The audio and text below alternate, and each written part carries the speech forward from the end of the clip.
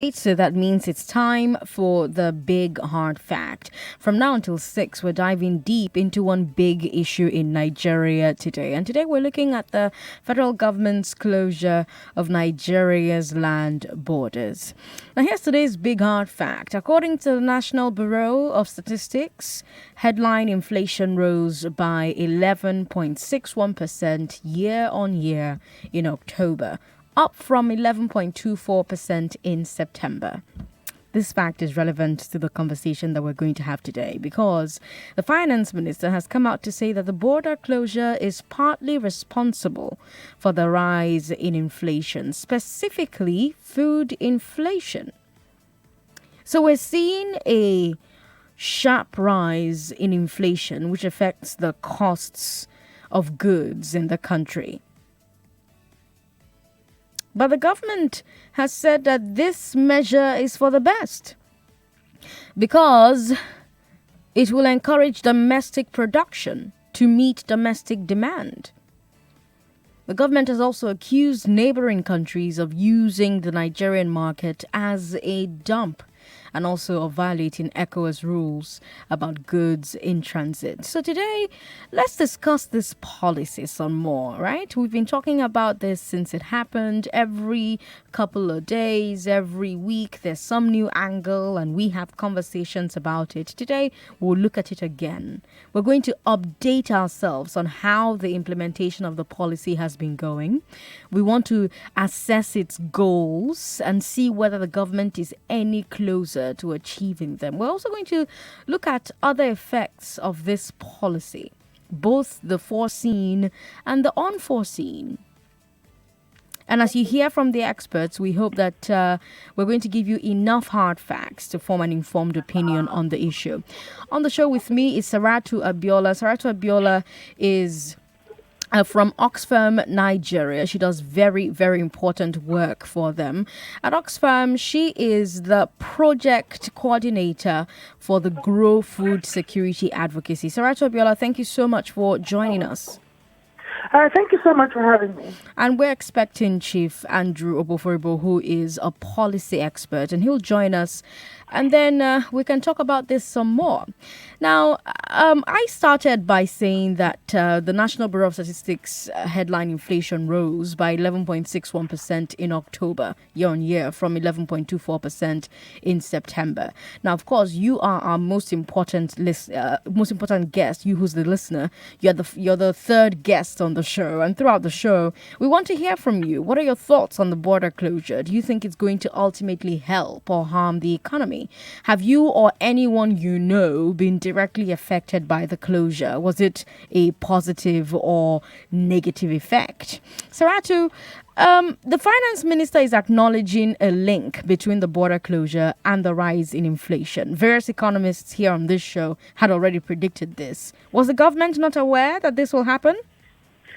I think that with border closure and with, as is the case with a lot of policy issues, we do not evaluate things with regards to the merits and demerits and impact of people on people's lives.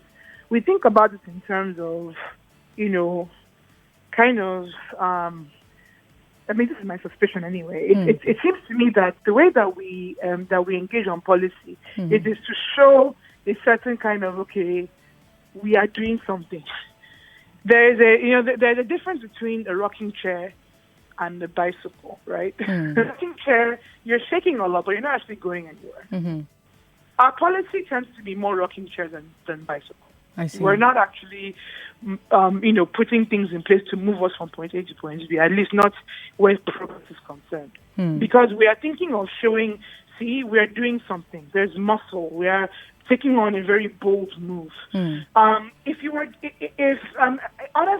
the thing with the food-related inflation in Nigeria, it was not hard to predict. Anybody could have told you that because we do not produce as our cultural productivity levels are quite low.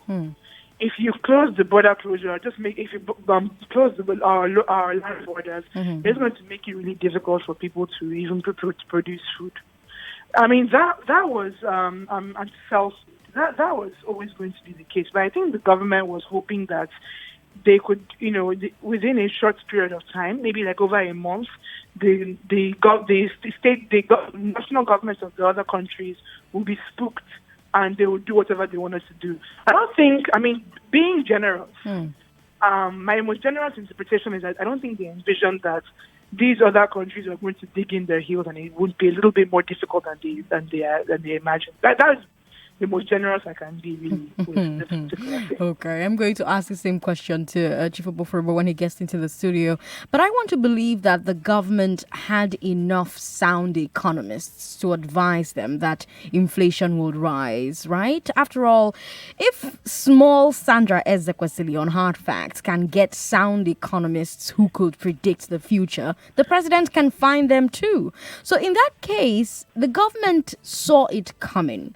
What steps did the government take either to prepare Nigerians for the price hikes or to help us mitigate them? Do you know? What was that thing that Oma Umi said? If you ask me, then who I go ask? The thing is, I have to think it was a bluff. That, it's one of those things where you say you're going to do it. If you back down now, you look silly, so you may as well carry through, right? And I don't, honestly, it's one of those things where anybody could have foreseen that this was going to happen. Now the thing is that it is the most, again, let me be generous, right? You do want to have terms in place, right? Particularly Nigeria has signed the AfCFTA. The AfCFTA is the African Free Continental Trade Agreement, right? Which basically ensures free flow of trade across different African countries, right? Now, if you want to, just because it's free trade doesn't mean it's completely boundless and there's no, it doesn't mean that they are free to transport drugs into your country, for example. No. There are still rules.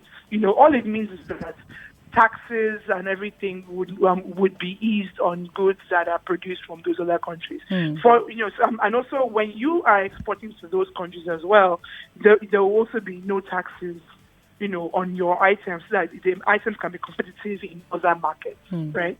Now, you may want, the most generous interpretation of the border closure would be that they wanted to create a situation where, before we get too far into the AfCFTA that Nigeria has, by the way, signed a few months ago, after dragging their feet, but they did sign it.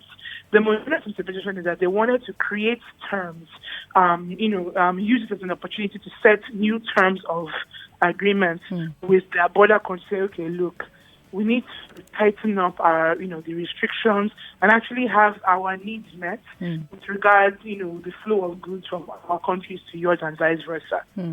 Now, if that was the plan, they probably meant it as a bluff. Again, I'm being generous. Okay. I'm being generous. Yes, you've been very generous all evening. I'm being very generous, right? Okay. The idea may have just been, okay, just 6 weeks, just show them grass small. The way you go to the market and you say, this thing, they're telling me 10K, better give me for 500 naira, otherwise I'll walk out and just see how you react. And when these people are not really budging the way you wanted them to budge, then you don't really have any cards to play with. It's like, okay, then how are we going to do this? And then suddenly your starting position was this position, so you now have to dig in your heels, right? That's the only way I can even rationalize it, because even if you're thinking of because even if that was what you wanted to do, there are other ways of doing it. You don't just close your land borders completely, because when you close stuff from coming into your country, you also shut things from going out. Nigeria does have local producers that sell over the border. For example, it's not just in Lagos that they are shutting down the borders. I was in Katsina, in Baban Mutum in Katsina State, which is in Bari local government, which borders Niger. I drove up to the border because I wanted to see it myself. It was closed, actually. There was no activity in that border. As far up as Katsina, the border to Niger with Katsina, there's no activity there. And I was making fun of the immigration officer, like, we're just sitting down here, but it's like, what can we do? But it's our work, we have to be here, even if there's no activity on the border. So it means that, and one thing that I thought was interesting was that when I was driving through Badminton, I could see trailers. Local, we have a very vibrant plastics industry. Okay. Styrofoam. People make plastic, plast, styrofoam biscuits, those little plastic kettles that people used to pray, those kinds of things. They were stuck at the border, mattresses, locally made tires, stuck at the border, couldn't cross into Niger. So our own producers are also suffering from this. Okay, so when we're talking about rice, we are acting as if that's the only thing that goes across the border. There's so much more. And it also affects our ability to make income across the border. Okay. We've had Chief Oboh join us now in the studio. Chief, before you walked in, I was talking with Saratu about, perhaps anything that the Nigerian government had done to prepare Nigerians for the price hikes or to help us mitigate these price hikes. I used myself as an example, and I have a radio show. I'm a broadcast journalist, and I've spoken to economist after economist here on Hard Facts, and they predicted that this inflation that is happening right now will happen. We finally have the finance minister acknowledging that there's a link between the border closure and the rise in inflation. Was there anything they did to prepare Nigerians for the price hikes or to help us mitigate them? Well, there's nothing that I saw. Hi, Saratu. I didn't see. Hi, Andy. There was no real. In fact, it was not even acknowledged initially by the government that such a move could cause inflation, price hikes. Economists were saying it, both in public and private capacity. Even our biggest, financial publications were saying it. International media outlets, economic media outlets were saying it, but the government never even acknowledged it. And I mean, basically, we had a case. I even heard it on your show, where you had people who had legal, legitimate goods at the border. And the announcement happened before their goods could cross the border, and they were stranded. As simple as that. Sarasa just mentioned goods that are stranded at the border. Exactly. As well, that she saw. So you have a situation where obviously none of that was taken into account. So that's even the immediate causes of the immediate consequences of the border closure were not taken into account. Before we even start talking about like the medium-term consequences, like rise in prices. In fact, at one point we had a government spokesperson saying that no, it was the border closure was going to bring down prices, and then people had to challenge him on social media. And now he's changed he has retracted the statement. He said he never said it, even though we have the screenshots of him saying it. So it was almost as if the government simply ignored all the rules of economics and just pretended like it wouldn't happen. I see. Now, I have to ask, knowing the border closure would cause a rise in prices, was it advisable for the government to do it in the Christmas season when Nigerians generally have to buy more things, Andy? Everybody has been shouting at that. Do they want to finish us? Like right before we all have to buy bags of rice, right before we all have to buy chicken, that's the moment that was chosen for this. And not only was that moment chosen, at no point did the government tell us how long this thing is going to be for. Well, we're seeing, I'm looking at my TV screen right now, and I'm seeing that the president has said that there's no definite date for when it's going to be reopened. Yes, they said it before. I remember even Hamid Ali had said it previously, that the 31st of January date was simply the closest possible. Yes, the earliest. The border will be closed until at least the 31st. So it's an indefinite closure. Now, when you have that situation like that, it means nobody can plan. Now, fine, you're trying to finish the smugglers in Benin Republic. You're trying to teach the government of Benin Republic a lesson, but your people are also suffering the consequences.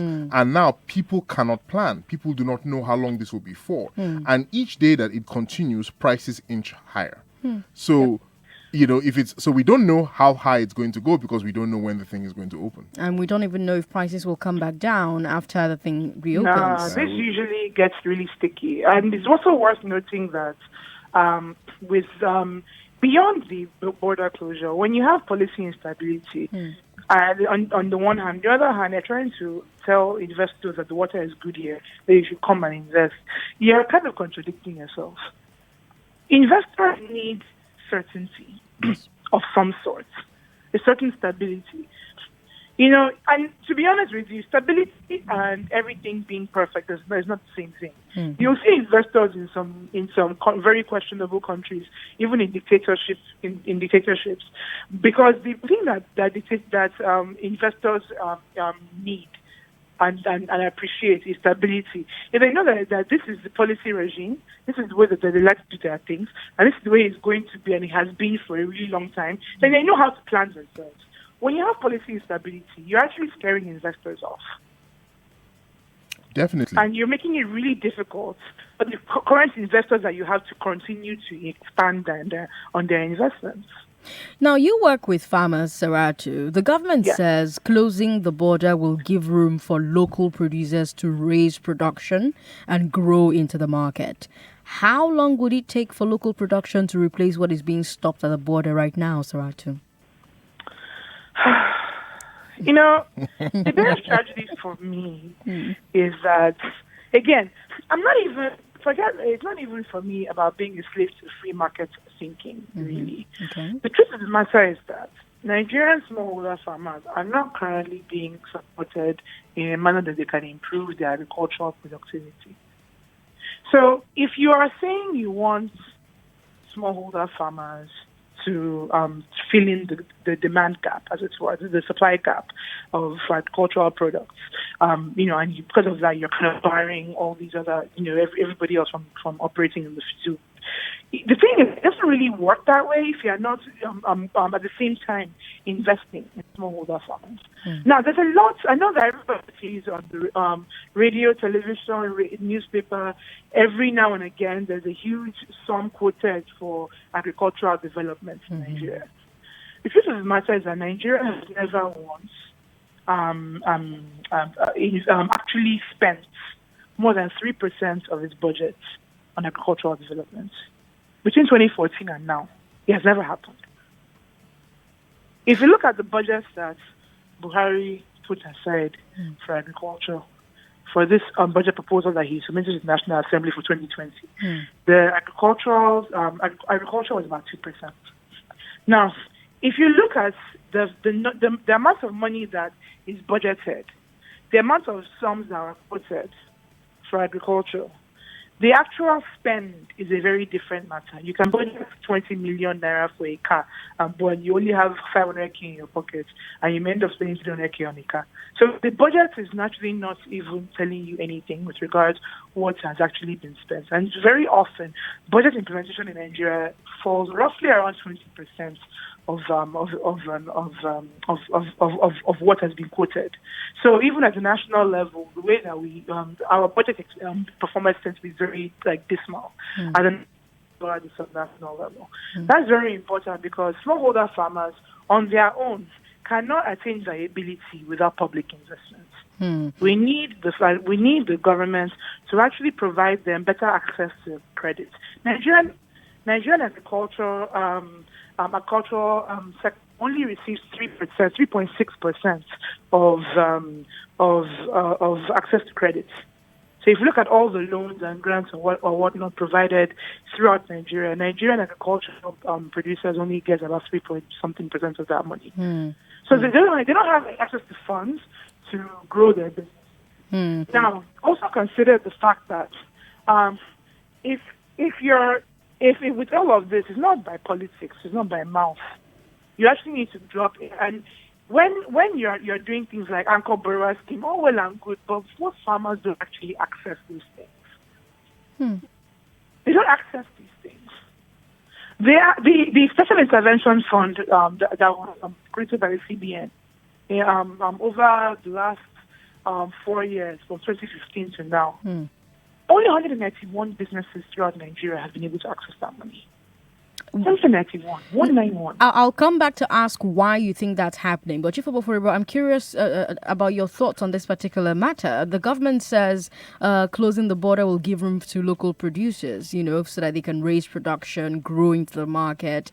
Do you agree with Saratu? How long do you think it would take local production to replace what's being stopped at the border right now? Saratu is sharing very depressing statistics with us. Are you mentally prepared to receive news that might upset you further? Because I don't have anything better to say. Okay. The truth of the matter is this. I mean, you just look at it basically from just purely market, a market perspective. Right? Okay. Before this border closure, these Nigerian smallholder farmers were competing against foreign imports. And the foreign imports were winning simply because the foreign imports were cheaper most of the time. Now, why were the foreign imports cheaper? Because it is expensive to produce Nigerian, most things it's expensive to produce in Nigeria, whether it's food or finished product, whatever it is. So that problem was not simply because of foreign competition. There are other factors. So in terms of food production, there are production factors which Saratu can explain better than I can, which are making it hard to produce agricultural products here in Nigeria at scale to feed the whole country and at prices the whole country can afford. Stuff like the cost of in a plant for processing. We don't have enough of that. So it's stuff to process, whether it's rice or whatever it is, we can't process enough. We can't even produce enough because the production techniques are antiquated. We don't have enough mechanized farming. Why don't we have enough mechanized farming? Like Saratu said, the smallholder farmers can't afford these things. So where is the money coming from? Where is the money? Who is going to come and invest? Is it foreign direct investment now? The foreigners who you've scared away by closing the border, are they the ones that are going to now bring in money to invest in tractors and and processing plants? Or is government going to bring that money now that government is having a fiscal crisis? And as Saratu pointed out, government always underfunds its budgets. Or is the money going to be generated by you and I? So where is the investment that the agricultural sector needs to make up the gap that has been created by this border closure? The money is simply not there.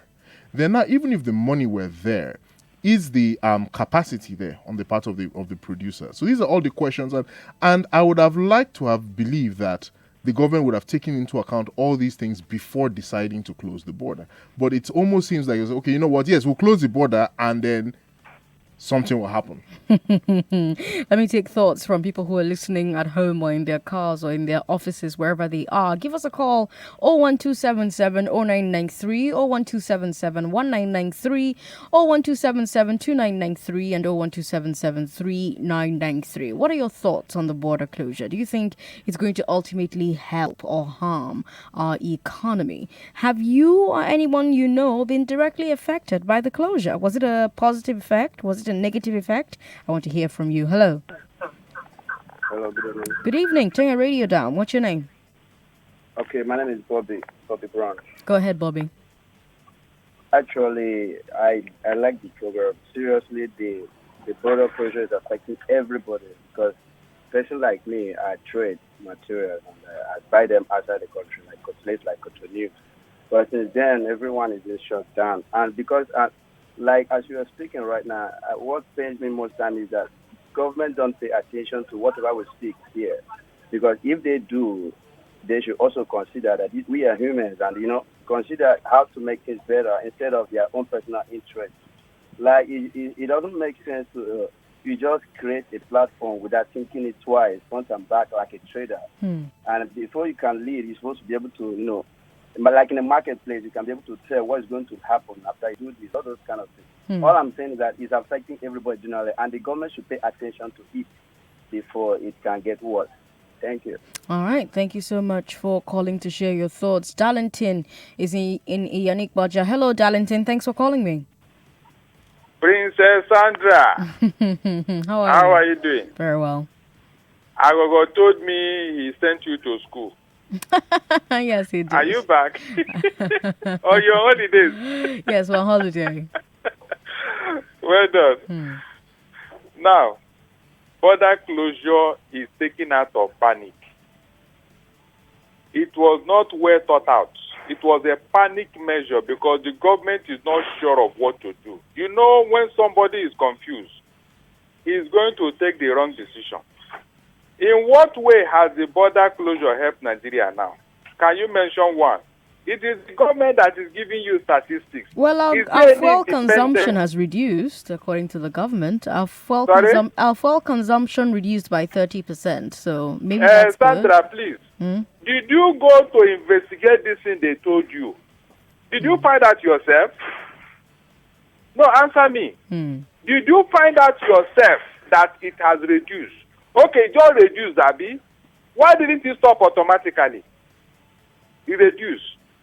So before now, didn't we have customs at that border? Why were they allowing the fuel to be passing through? Is that not a question that somebody is supposed to answer? After all, that was the main reason why Ahmad Ali was brought in from outside the custom establishment. So we are now a nation of mediocrity. We deal on half measures. It has reduced. It has reduced. Darlington, let me talk to Kennedy. Hello, Kennedy. You think the border closure is a good strategy, yeah? Yes, okay. It's a very good one, but they did not take account of the adverse effect it will have on the economy and the people in general, like domestic items will increase. My own is this. So how is it a good strategy if they did not take into account what it would do to you and I? It's been a long time coming. Closing the border has been a long time coming because if you look at the market, you see all sorts of kind of foreign goods that are not supposed to enter our market flooding the market. When you say, sorry, I have to ask, when you say that are not supposed to enter our market, what do you mean? For example, like some foreign biscuits. I see them in the local market, in the open market. Do you think if Nigeria could produce biscuits, it will not be in foreign markets? We have biscuits, the OK biscuit factory, for example. Okay, so imagine that we export those biscuits and they do export it. I see them. Good. So imagine that somebody, let me call that person Kennedy, in maybe Kenneth. My name is Kenneth. All right, Kenneth. So let's say that there's a Kenneth in America, or a Kenneth in France, or a Kenneth in South Africa, who calls into a radio station and says to Sandra there, who's also the host, you know, we cannot keep seeing Nigerian biscuits in our markets because we have our own local biscuits. What's it going to do for, you know, the person, the Nigerian who's exporting that there and creating a business there? What I'm trying to say is that most of these biscuits, when I test them, they are either stilled, that is spoiled. They are not good for consumption. So that's a standards problem. That's a job for the Standards Organization of Nigeria. Madam Sandra, hold on. Let me tell you something that you need to know. Okay. The only mistake the government made is this. They were in a hurry to close the border. That's just a mistake they made. They did not put some items on ground to allow the closing of this border to really take effect and work. That is just what I have to say. All right, Kennedy, thanks for calling and saying it. Our final call is Joe. Joe says he's not happy about this border closure. Thank you for calling me for the first time, Joe. Thank you, Sandra, for picking my call today. Actually, it's unfortunate the way Nigerians are treated by the government. The government and the president himself was elected by the people to take care of them or to take care of their needs. But unfortunately, in Nigeria, you have people in government who serve themselves. Now they are supposed to analyze the positive and negative effects of this border closure and know what to do to alleviate the sufferings of the people. But now no one cares. They want to close the border. The border is closed. Whether the people are suffering the effects of the border is none of their business. I mean, you don't do things like this. In other reasonable climes, when government makes a policy, they analyze. Is it positive on the people? If it is not, they rescind their decision. It's just that the Nigerians are so docile. They take up anything. If you were to be in some places, people will be on the streets protesting. But here they know nobody will come out because they are already polarized along religion and politics and all that. So they do not have a common voice to come out and fight for a common goal. Now, anybody who comes out, you are picked up and locked up. You see, it's so pathetic. It's so pathetic that you look at the situation of the country, you are tired. You don't want to do anything any longer. Everybody for himself. Why we have a government that is supposed to take care of the people? Is this what we're going to suffer for the next 3 years? It's so unfortunate. It's so unfortunate. Joe, thanks for calling us. Make sure you call us again. Saratu, what do you think of the thoughts that Kenneth shared with us on the show? I think that his points pretty much echo what a few others have said with regards to the lack of preparation, the seeming lack of thought and consideration behind the government's policy. And I actually just think that it's two things, right? But what I was thinking about was two things. Number one, ours is not a government. We've never really had effective policy communication, for good or ill, where you actually explain what you did and why you did it. Buhari doesn't really do that media chat. I think he has done it twice in his entire presidency. He doesn't really explain himself, nor do his ministers, not really. I get a sense that there's a real lack of thought.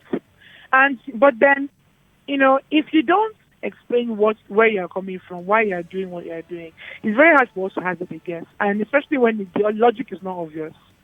As you can see from what you're calling, nobody really understands what this plan was about. Yeah, but Kennedy was very sure that it was a good strategy. Andy? Yeah, he was. That's the thing. He had to say that even as he thinks that there are some things that in the market that shouldn't be in the market, for example, even he had to accept that they didn't really foresee some of these things. And I actually have a hard time believing that they didn't foresee them. Just like your first question to me, which was basically, is it that they didn't know? Like, again, they have the access to these policymakers and the statisticians and these really intelligent people with several degrees.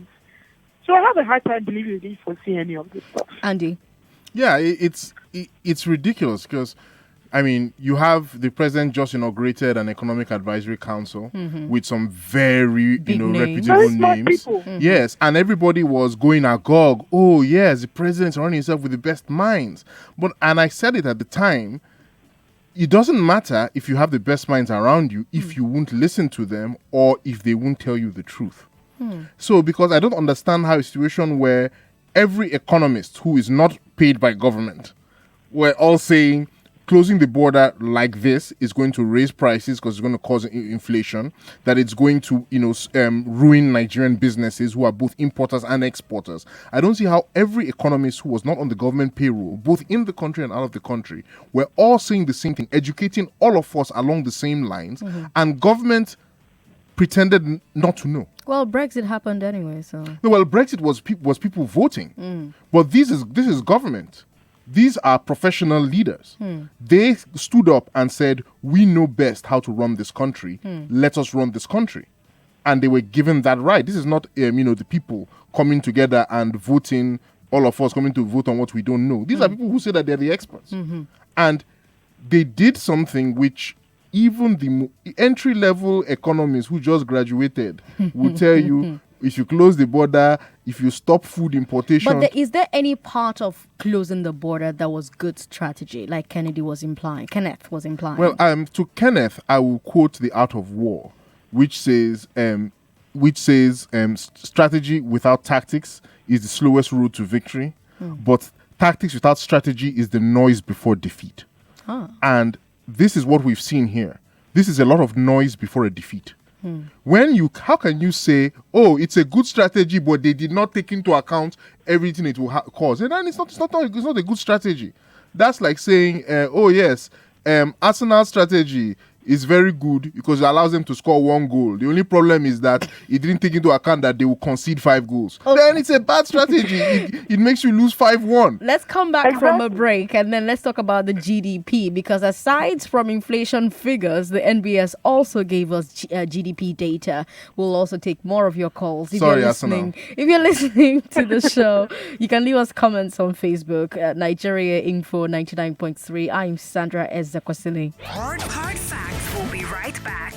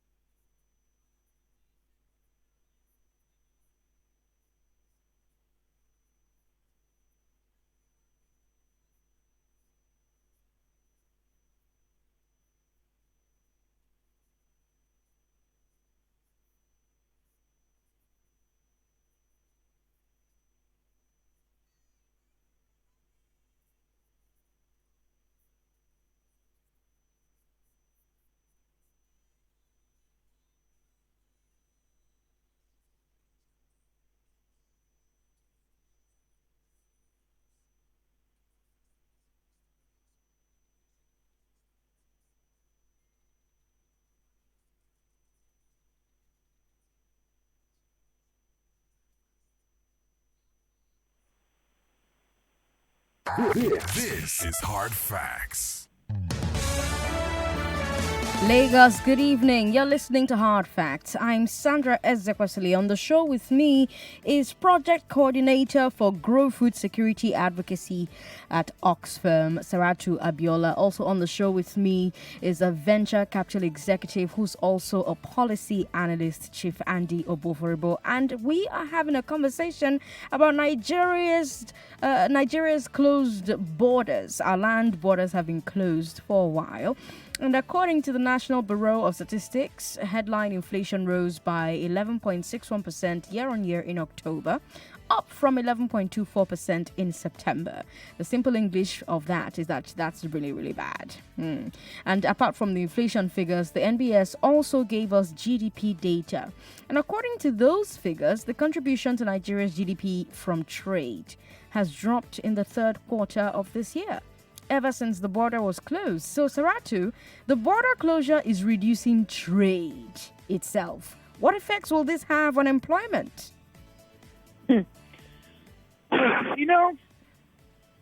Like I said, earlier on our call, I mentioned that when you close the borders, you're only thinking of you're stopping what's coming out.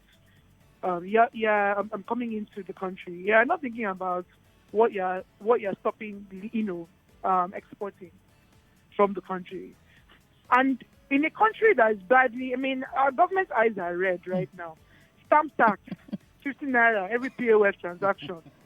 They are trying, they are looking for VAT, they're looking for everything because they need to make up that internally generated revenue shortfall somewhere. We need to be, so it seems to me, I've been saying since I'm trying to be generous, maybe they just didn't think it would last like this. But now, more and more, it actually look as if, because they probably envisioned all of this, that's why all of these random taxes that we're seeing are not coming to the fore. By the way, because you have to assume at this point that the plan was basically we'll just get the money from somewhere else. Okay. Now, according to the NBS, by the way, before the border closure, Andy, we were selling more goods to our neighbors than they were selling to us. This is official data from the NBS. In the first quarter and the second quarter of 2019, Nigeria imported 173 billion naira worth of goods and services from ECOWAS neighbors and exported 500 billion naira. So before the border closed, we were making 3 times more money from our neighbors than they were making from us, according to our National Bureau of Statistics. So is it possible that we are losing more from the border closure? Not only is it possible, it's definitely what's happening. That's what we don't understand, and that's part of what government has gotten wrong, and what government is hoping Nigerians don't eventually understand. This border closure harms Nigerian business far more than it harms businesses in Benin Republic and all these other countries. Because here's the truth.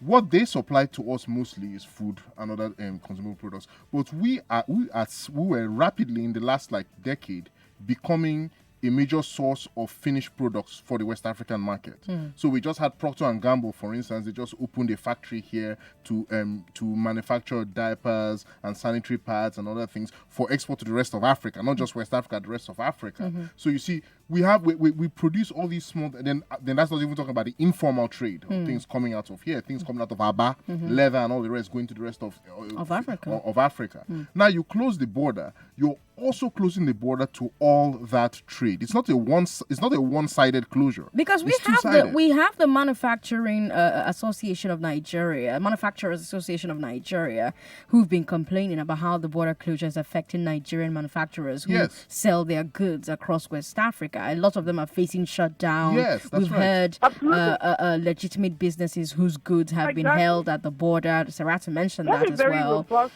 plastics industry. And many of these people are saying that they are not able to pay back loans because they cannot sell their goods. Andy, has government made any provisions for these legitimate Nigerian businesses, especially exporters who are being harmed by the border closure. What provisions? People are even having to beg government. They are begging government that please, we who are not your target, we who are not the smugglers from Benin Republic bringing rice in, Apples. our goods are being held. Please, help our situation, help our life. We cannot pay the banks from whom we borrowed money to do this legitimate business. Help us. Now, not only is it that their goods can't go out, their raw materials can't come in. For many of them who get raw materials for their production from Benin, from Niger, from Cameroon, they can't bring those raw materials in anymore. And you know what we're supposed to be aspiring to, and this is what I personally why the biggest reason why I disapprove of this border closure, because every country has to ask itself, what type of economy do we want to build? Now, for the entire history of human civilization, there's been a progression. You start out as an agrarian community, an agrarian economy. Over time, you get into commerce and you're selling those your agricultural goods and any other things that you extract and you mine. Over time, you become an industrialized economy. And then now we've seen that industrialized economies are now, like in the US, in the West, are becoming post-industrial, moving more to services. But you see, that's the progression. You don't want to go from being a manufacturing economy, to an industrial economy, back to agrarian. But what you see here, because that's regression. But what you see here with this border closure policy, and because we finally heard from the horse's mouth, we finally heard from the president when he went to Daura yesterday, and the president said that farmers are gaining from this. Now, I will leave it to Sarah, who is the expert there, to tell us whether or not the farmers are actually gaining. I doubt that they are. But but let's take the president's statement at face value. Let's take at face value that this is Mr. President's intention for the nation. He is ready to destroy the manufacturing base of the Nigerian economy for the advantage of the agrarian side of the economy. And that is an extremely dangerous position to take. They keep on telling us that China closed the border. When China closed the border, it led to disaster. But I want to talk about China today. Currently, China imports the food it eats. China is not self-sufficient in food. China is the world's factory. China manufactures stuff that was used all over the world, both in the Western world and here. And the Chinese attitude has been, we don't need to grow the food that we produce. If we can make ourselves a manufacturing power, we will make enough money in the global economy to buy as much food as we want. So we don't have to tie our people to the farm. Yes, there's some local production, but if you are gearing your entire economy around, we must be self-sufficient in food, everybody should go back to the farm, doctors should go back to the farm, you are setting yourself up long-term for poverty. Sarah, the finance ministry acknowledged that the border closure is causing inflation, but she also told us not to worry because it will soon be over. Meanwhile, the presidency is telling our neighbors that we are ready to keep the borders closed indefinitely. Lai Mohammed, in fact, was quoted as saying that Benin is unrepentant. So, first of all, I want to ask the general public a very simple question. Does it make sense to us as Nigerians that our government is telling another country what they can and cannot allow into their own country, in their own ports? It makes no sense. I'm sorry. You cannot, your holding position cannot possibly be, we will not open the border to your country until you police your own borders, your own water, your own ports, the way we want it. If somebody if smuggling is your problem, and in response you close legal borders, that actually, for me, is all the confidence that you've shown, the amount of confidence that you have in your own customs ability to control the borders. Nigeria has over 1,400 illegal ways into the country. Why don't you plug those gaps first? Spend some time and investment plugging all the illegal routes into the country, and then ensuring that your customs officials are not corruptible, so that when someone is trying to grease palms let things that shouldn't be let into the country. You can actually put in place actually implement the policies that you want. But you cannot tell a sovereign nation what they can and cannot allow into their own country. I was asking that question because we have the finance minister saying one thing to Nigerians, and we have the presidency saying a different thing to our neighbors, right? So they're saying things like this borders will be closed indefinitely for as long as it takes until they obey our demands. Is the government saying one thing to Nigerians, Andy, and a different thing to ECOWAS? Yeah, I think basically the government is on the horns of a dilemma. On the one hand, it has chosen this foreign policy path, which is close the border until they all bend the knee. That's basically the attitude. We will close the border, deny them access to our market. They will bend the knee and do what we want, right? So that's what they've decided to do. The problem is that closing the border harms both our neighbors and us. Now, so the problem with that is, how long can you hold on to that border closure without destroying your own economy? And that's what the finance minister is worried about, because she's not too worried about these other foreign issues. Her problem is the bread and butter of Nigerians at home. So she's telling, because she's seen the NBS statistics, she can't hide mouth from us. We all know that this thing is raising prices. So she's begging us and saying, look, it won't be forever, and please just hold on, as my people will say, mete, just hold on for now. Very soon this thing will be over. But you see what that causes is, that tells our neighbors that, look, all we have to do is hold on. Nigeria cannot keep this border closed forever because they're harming themselves. They are not stupid enough to hold this thing long enough to cause permanent damage to the economy, or are they? So let's hold on. Tune into the next episode. Okay, let's take a few calls. 01277 0993, 01277 1993, 01277 2993, and 01277 3993. What are your thoughts on the border closure? Do you think it's going to ultimately help or harm our economy? And have you been affected by the closure? Have you been affected